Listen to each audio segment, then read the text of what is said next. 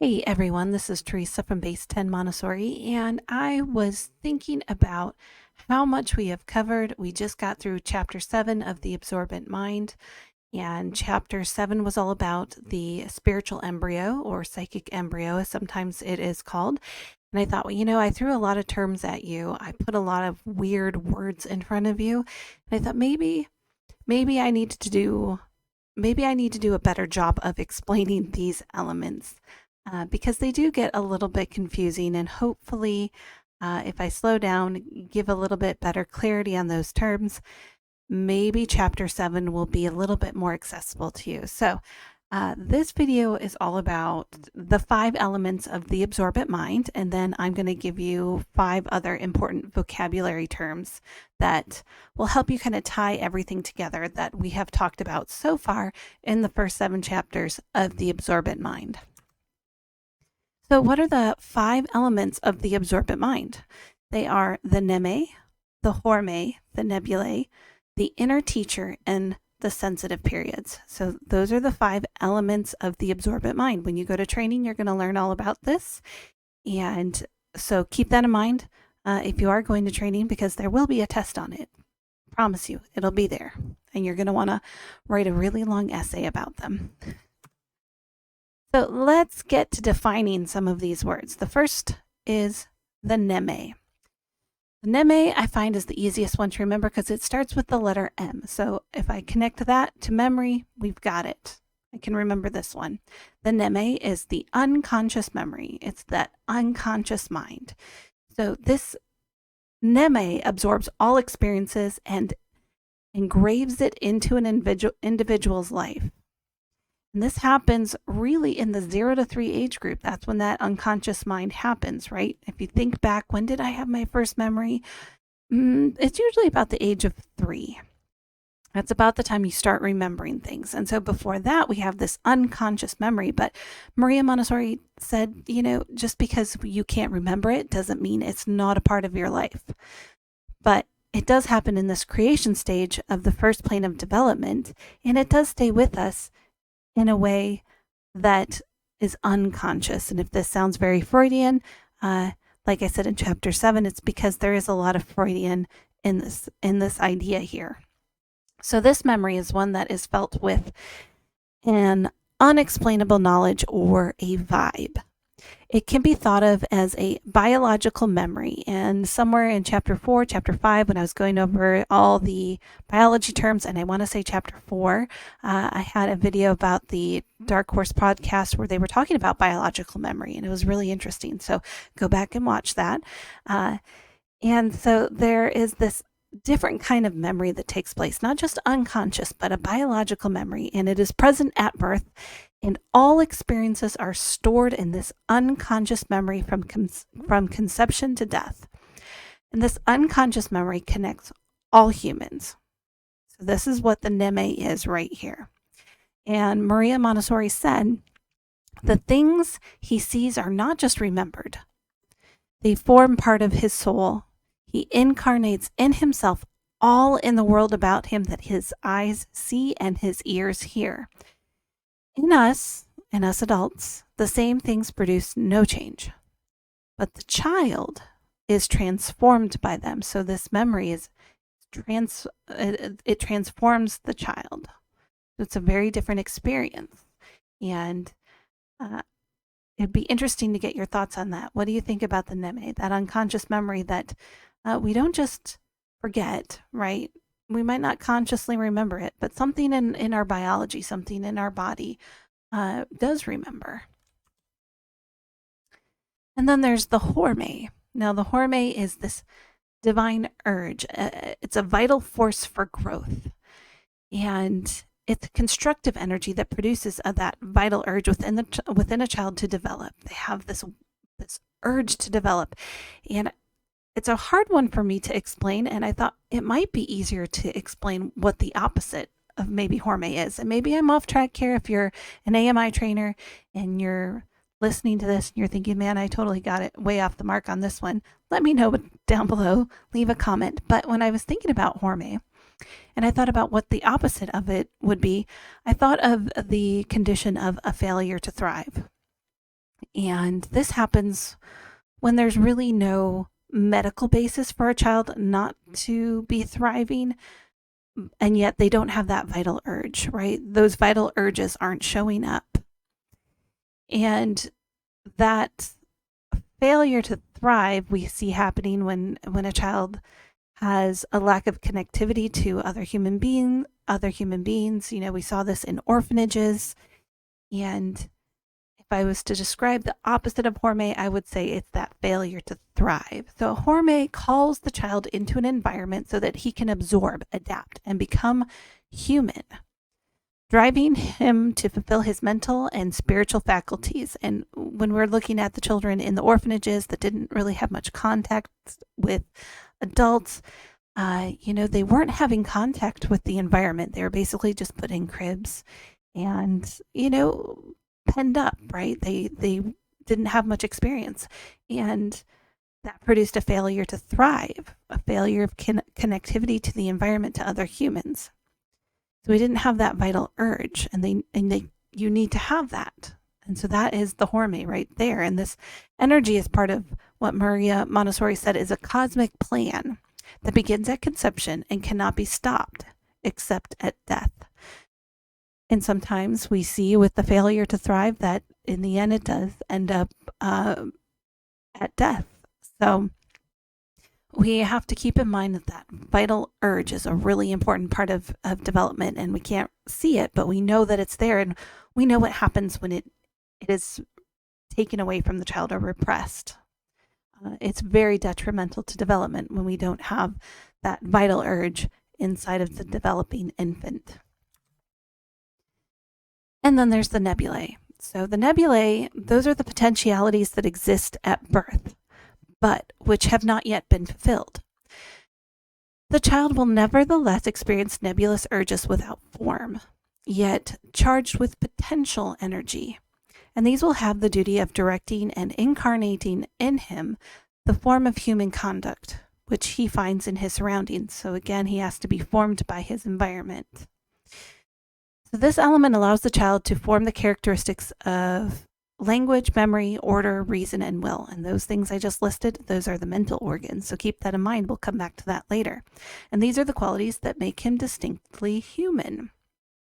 And these potentialities are realized when a prepared environment supports the child's development of these characteristics. So if the environment isn't prepared for the child, then these potentialities are never realized.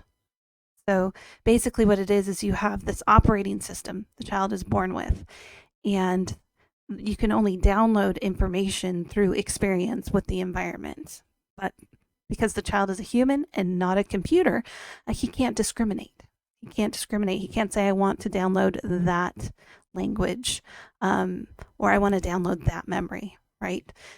All of these come automatically with experience with the environment, or a lack of experience with the environment, right? So during this time, the genetic code for the brain also develops, but before it can become useful, it needs the external environment to make impressions on it. This means that an infant is incomplete at birth, both physically and mentally. So again, we kind of have this idea of this operating system, the potentiality. There's code there, right? We've written that code, but the child isn't born with language. He has to download that. That's an extra download. That's like downloading an app on your phone, right? You have the capability to have this app on your phone, but you have to download it. Same thing with a child at birth. You have these potentialities. You have all these things that you can download. But for a child, what gets them to download those apps and those potentialities is experience with the environment. And if they don't have those experiences, you get limited potentiality. You may even get a failure to thrive if your environment is really lacking, right? And then we have the inner teacher, or what we sometimes refer to as the restless supervisor. So in Montessori, we believe that children have an inner teacher to guide them, but this inner teacher slowly disappears as they get older. The inner teacher guides the child along his cosmic path and protects the child as he is learning everything he needs to fulfill his life or his potentialities. So that the child is guided by the urge to be accepted. That's one thing that's guided by. And this encourages the child to mimic whatever he sees around him and helps him adapt to his environment. So we have this inner teacher. So if you're spiritual, you might think, this is a very spiritual teacher, right? And if you go to church, you might learn a little bit more about this inner teacher in your spiritual life, right? Also, the inner teacher can also be what follows the laws of nature. You could consider it the laws of nature as well, that there are laws of nature that have been created. And so think of it in terms of the child is connecting with nature in a way that we're kind of out of tune with as adults, right? There's that spirituality as a child. There's that connectivity to nature, to the natural laws of development that a child has that adults really don't. We kind of lose our connection with that the older that we get. So it's a very interesting thought that Montessori puts out there. And then, of course, there are the sensitive periods, which I talk a lot about. So if you've been listening to the videos, this term should be pretty familiar to you already. And so the sensitive periods provide a path for the child to develop intensely. And this lasts only for a short period of time before they disappear. So that happens in that 0 to 6 age group only, with the exception of maybe language might go on a little bit later. But for the most part, it's really that 0 to 6 age group. And those sensitive periods are, the child has a sensitive period for order, language, refinement of movement, and refinement of the senses. And during that time, the child becomes attracted to and focused on these specific areas, these aspects. The order, language, refinement of movement, and refinement of the senses, they become intensely focused on them and the elements in this environment in connection to these sensitive periods. And again, this is guided by the inner teacher, the laws of nature, spirituality, whatever you want to term it, right?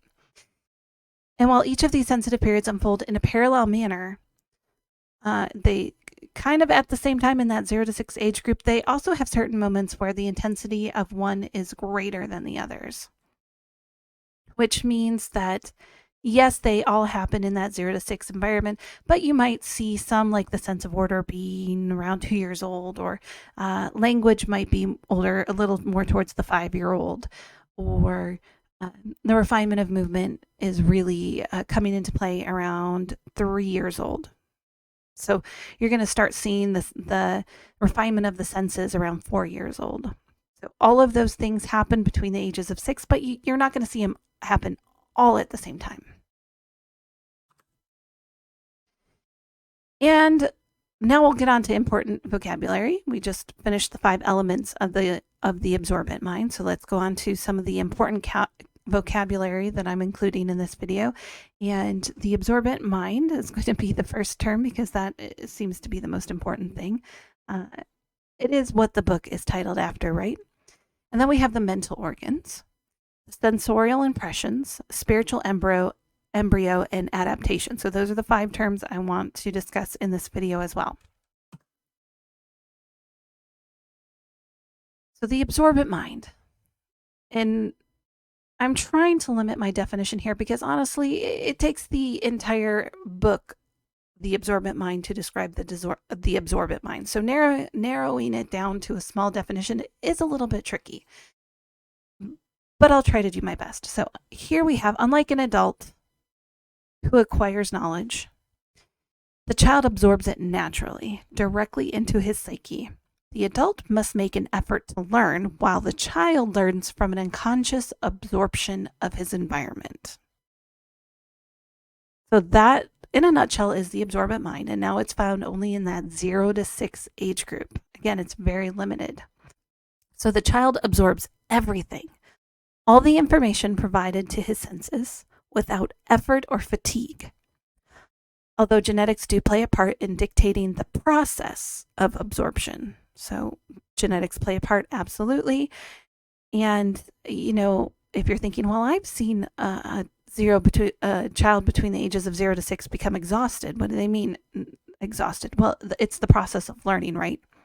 the process of absorption, they're not actively putting work into it, right? They're just doing it. It just happens naturally. It's like learning language. It just flows through them and they retain it. And that memory for it is a magnificent thing, right? The way that they can remember language. And then this absorption is necessary for the child to adapt to his environment.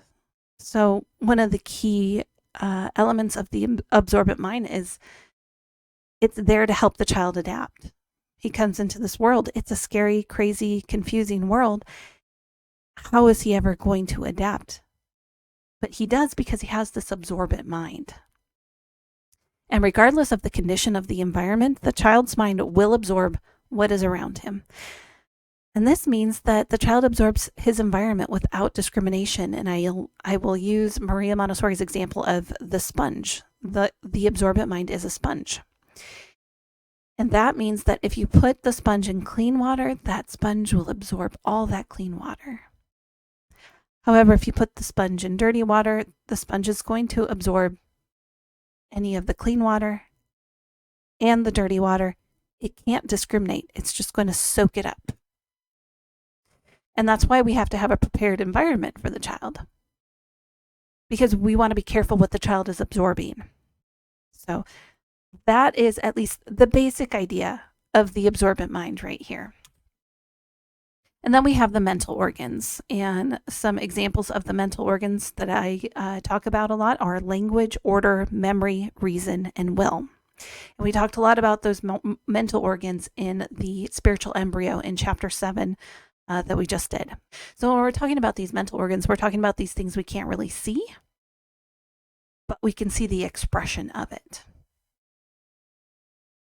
And then we have these sensorial impressions, and sensorial impressions are important for Montessori, for the Montessori education, because we are educating the senses. And the reason why we do this is because this is where it really helps with brain development. And we know that sensorial impressions of the world upon the child increases the neurological connections made within the child's mind. So these rich experiences help to foster neural development. And this leads to developing different centers in the brain. And what happens if you don't experience these things? What if we don't create these impressions of the world through the senses, such as the sense of sight? What if we don't give the child ever the sense of the color red, right? What if we don't ever show them variations of the color red from light to dark? How does the child refine that sense? And what would it look like down the road if they try to refine that sense later? And so we give these rich experiences in the Montessori environment, and we build those neural pathways. And we do that because something very important happens in the brain during the 0 to 6 age group. And there's this thing called synaptic pruning. In any of those neural pathways that don't get repeated, that don't get strengthened, they become pruned, right? The brain says, well, this is just an extra neural pathway. It's taking up space. We're gonna prune it. We're gonna take it out.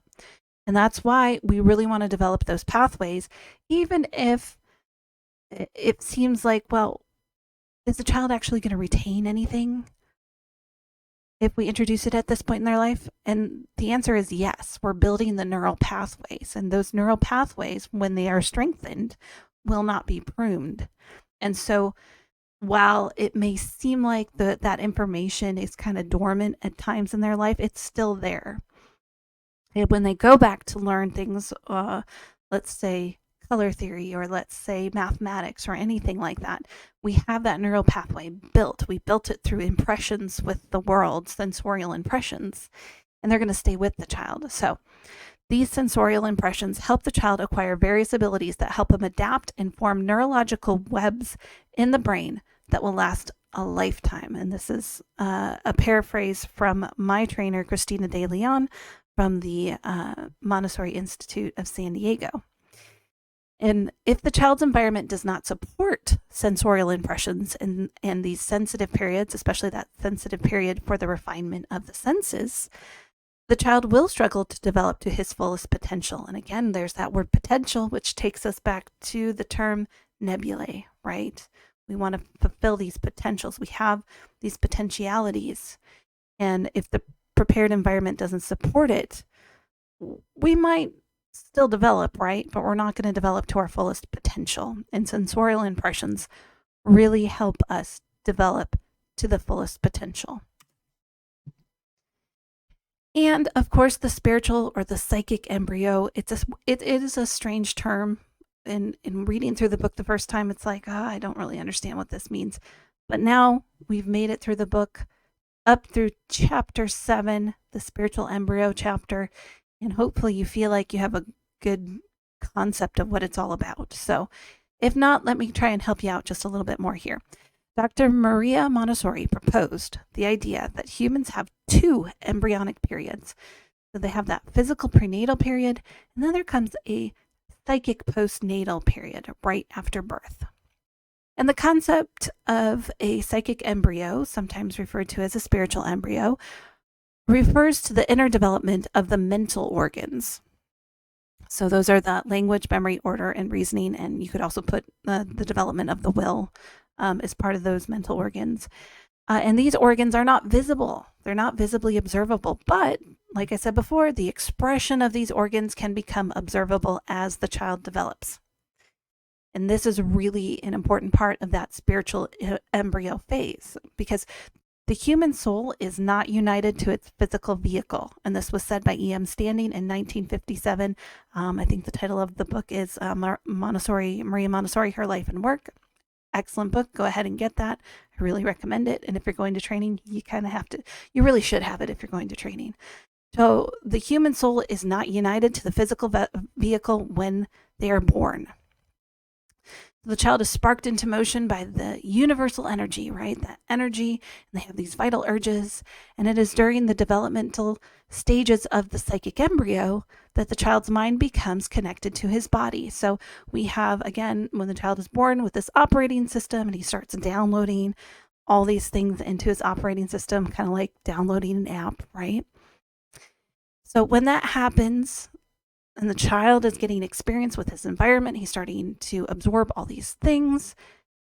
The physical body, which is incomplete, right? When the child is born, he's what Maria Montessori said, he's kind of a rough sketch of a human, not even quite a full human yet. So we've got this physical development, we've got this potentiality with the mental development, and now we have to fuse them together. And that's what happens during this spiritual embryo phase. As soon as the child starts experiencing the environment, the mind and the body start coming together. And that's what we're doing in that 0 to 6 environment, is really bringing the mental organs in connectivity to the physical organs and coordinating them. So that is what the spiritual embryo is all about. And I also wanted to touch on the term adaptation, because we use it a lot in Montessori, and it is not used in the same way as Darwin, but it is a very important concept because we have to adapt to the world, right? And Montessori said there is in the child a special kind of sensitivity, which leads him to absorb everything about him. And it is this work of observing and absorbing that alone enables him to adapt himself to life. So how do we adapt? Through observation and through absorbing. And that can only happen through interaction with the environment. And when you don't have that interaction, what happens? You have that failure to thrive. So that vital urge, it gets weakened, right? Vital urge is what again? The Horme. So the driving force of the psychic embryo is the human tendency for adaptation. And I could have put human tendency here in as another term, but I actually really want to do a completely separate video for human tendencies. But the tendencies that we're talking about here, instead of instincts, the animal kingdom has instincts. Humans have tendencies, and one of those tendencies is the tendency for adapting, for adaptation. We have a tendency to adapt. We have a tendency to be in communication with each other, to be in community with each other. And while we aren't born with language, we're born with the potentiality to create language. And that is part of the tendency to be in community with one another, to be social with one another.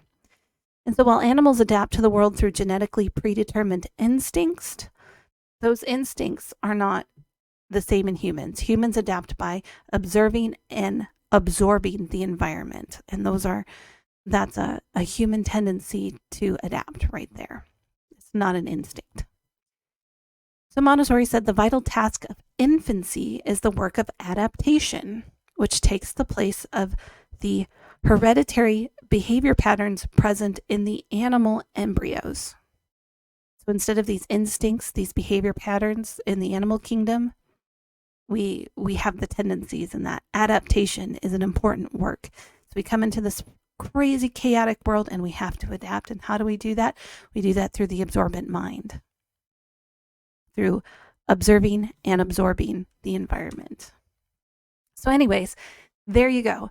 That includes the 5 elements of the absorbent mind and even a few bonus vocabulary words to hopefully help you out if you are in the middle of training, if you're thinking about going to training, or if you just really like psychology. Hopefully you found this video helpful. If there are things you are still confused about, and if I still didn't get much clarity on this video for these terms for you, leave a comment down below. I can dig deeper. I'll try to dig deeper and bring you more information. If there's something that you really enjoyed that you want to know more about, leave a comment. I'll see what I can do. I'll see what other videos I can come up with. But if you did like what I said, give this video a thumbs up, give it a like right there, and share it with somebody. Comment down below. And as always, subscribe to the channel so you can see my future videos, and I will see you again soon.